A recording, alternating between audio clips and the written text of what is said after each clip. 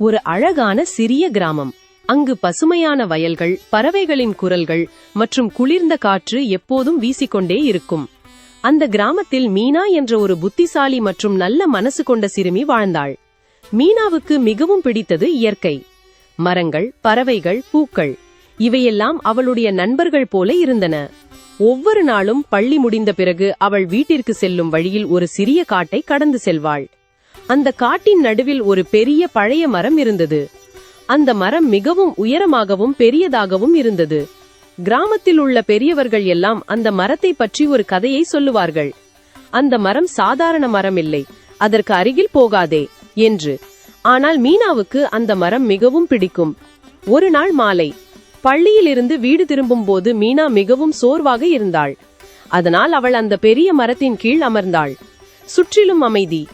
காற்று மெதுவாக வீசியது. மரத்தின் இலைகள் சலசல என்று ஒலி செய்தன. அந்த நேரத்தில் திடீரென்று மீனா என்று ஒரு குரல் கேட்டது. மீனா உடனே எழுந்து சுற்றி பார்த்தாள். ஆனால் அங்கு யாரும் இல்லை. சில நொடிகள் கழித்து மீண்டும் அந்த குரல் கேட்டது.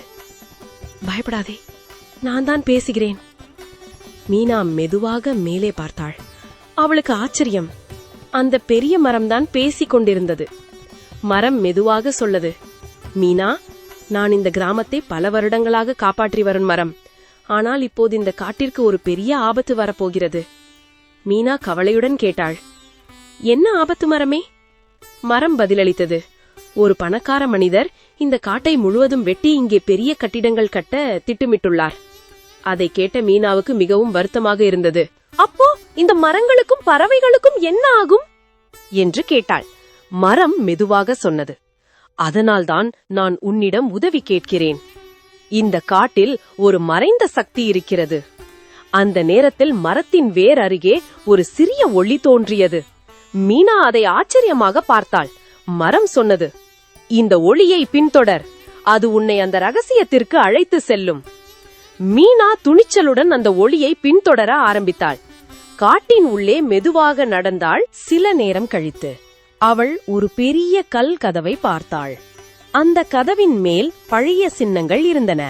மீனா மெதுவாக அந்த கதவை தொட்டாள். திடீரென்று அந்த கதவு தானாக திறந்தது. உள்ளே ஒரு பழைய கோவில் இருந்தது. கோவிலின் நடுவில் ஒரு ஒளி வீசும் மாயக்கல் இருந்தது. அந்த நேரத்தில் ஒரு மர்ம குரல் கேட்டது. மீனா, நான் இந்த காட்டின் காவலன்.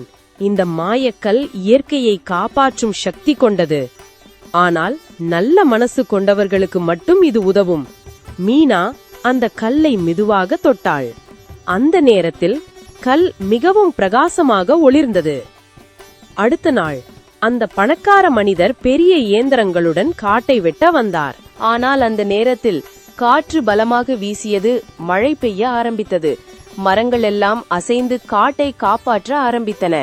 இயந்திரங்கள் வேலை செய்ய முடியவில்லை. அந்த மனிதர் இந்த அதிசயத்தை பார்த்து அதிர்ச்சியடைந்தார். மீனா அவரிடம் மெதுவாக சொன்னாள், இயற்கை இல்லாமல் மனிதர்கள் வாழ முடியாது. மரங்களை காப்பாற்ற வேண்டும். அந்த மனிதர் தனது தவறை புரிந்தார். அவர் சொன்னார், நான் இனி இந்த காட்டை வெட்ட மாட்டேன். அதற்கு பதிலாக புதிய மரங்கள் நடுவேன். சில நாட்களில் அந்த கிராமம் இன்னும் பசுமையாக மாறியது. அந்த நாள் மாலை மீனா மீண்டும் அந்த பெரிய மரத்திடம் வந்தாள்.